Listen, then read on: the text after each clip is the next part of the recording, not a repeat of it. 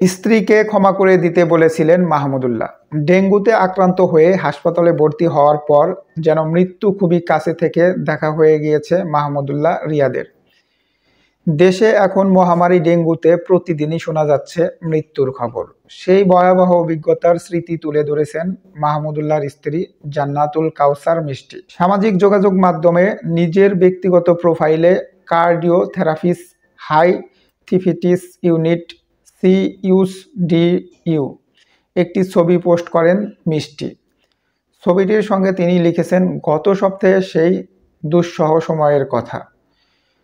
মাহমুদুল্লাহ রিয়াদ স্ত্রী নিজেই সেই স্ট্যাটাস লেখেন, এই দরজার সামনে আল্লাহ আর কখনো দাঁড় না করাক।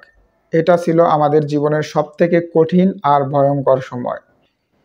27/10/2025 এই দরজার ভিতরে ঢোকার আগে সে যখন আমাকে বলল আমি যেন তাকে মাফ করে দেই, সেটি শুনেও আমি এমন ভান করলাম যেন কিছুই হয়নি, হবেও না ইনশাল্লাহ। ওই সময় নিজেকে খুব শক্ত করে সামলালাম। এখন সেটা ভেবে নিজের কাছেই খুব অবাক লাগছে যে সেই আমি কিভাবে এত শক্ত ছিলাম।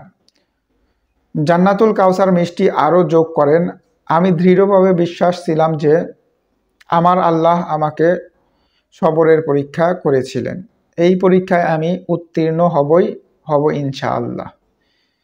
কিন্তু যতক্ষণ তার পাশে ছিলাম মনে মনে ভয় পাচ্ছিলাম আর ভাবছিলাম তার হায়াত কতটুকু সেটা তো আল্লাহ তাআলাই একমাত্র জানেন। সর্বক্ষণ দোয়া আর জিকির কিভাবে যেন সেই কঠিন সময়টুকু পার হয়ে গেল। আলহামদুলিল্লাহ, মাশাল্লাহ। আল্লাহ মহান, পরম দয়ালু, তার দয়ার কাছে আমি চিরকৃতজ্ঞ। মানুষের জীবনে এমন কিছু মুহূর্ত আসে যা কখনো ভোলা যায় না। সেই ঠিক সময়টুকু এখন বারবার মনে পড়ছে। হয়তো এই ট্রমা কাটতেও সময় লাগবে আমার।